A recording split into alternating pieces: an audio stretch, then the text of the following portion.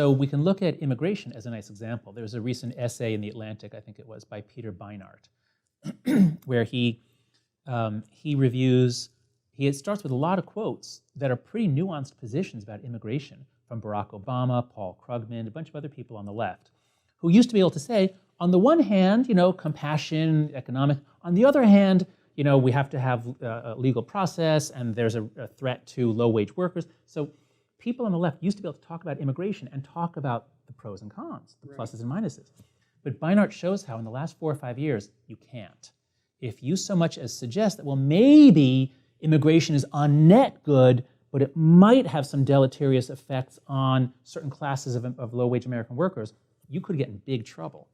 Right, because that's instantly prejudicial now. Because immigration has become a sacred topic. So this is the key thing that I want everyone to keep in mind.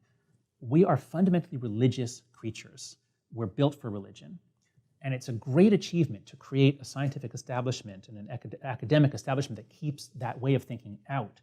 Scientific thinking is not natural thinking. Religious thinking is natural thinking. Right. And what's happening to us in the last few years especially is a flooding in of religious thinking. And so let's get a bunch of social scientists to talk about immigration. What are they going to do? Look at the data? Weigh up the pluses and minuses? No.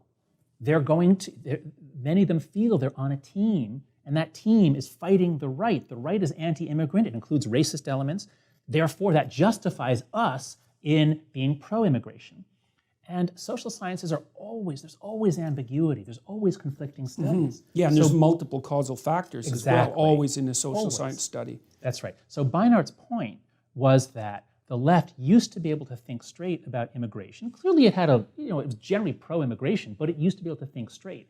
But in the last few years, a religious orthodox mindset has overtaken it. Okay, so we might as well also point out that it's a primordial religious mindset, right? Because there are I don't mean Christian or Jewish. I mean ancient, tribal, small scale, lots of gods. Right. Well, so then one of the things that you might suggest is that when you throw out a sophisticated religious structure, an unsophisticated religious structure comes in to fill the gap. I do think that's true. Okay, yes, okay. So that's definitely worth thinking about. So yeah, that's right. So that's right. The thing with religions, we have to clarify fundamentalism is the problem, not religion. And so if you get it's close to tribalism.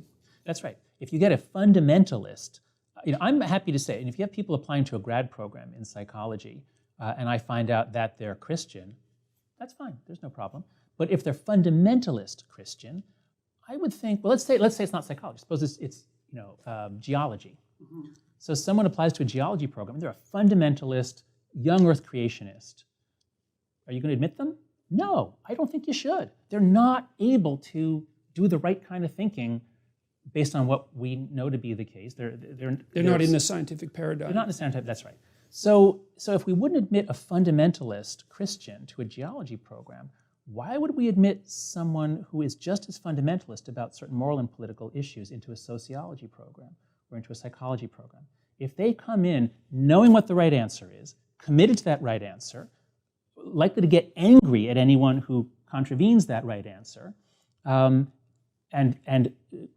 showing signs of closed-mindedness, I don't think they belong in a grad program. Yeah, I guess the question is, how in the world do you set up mechanisms to ensure that you're not swamped by fundamentalists of any sort? So those are people who are reducing everything to a single cause. It's something like that.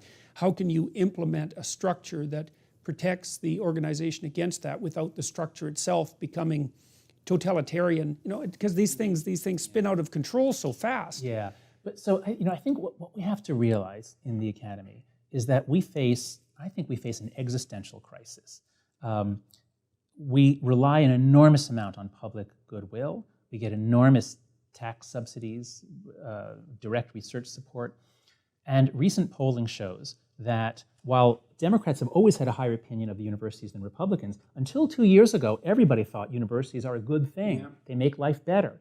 So Americans have been very supportive of higher education. There have been rising gripes on the right, but it's only between 2015 and 2017 that now Republicans go from saying mostly universities are good things. In 2 years, they go way down and say universities are bad things. They're making things worse. Now, how is this news greeted? Pundits on the left are saying, oh, those Republicans are so anti-science. Look how ignorant they are. They now hate universities. Come on.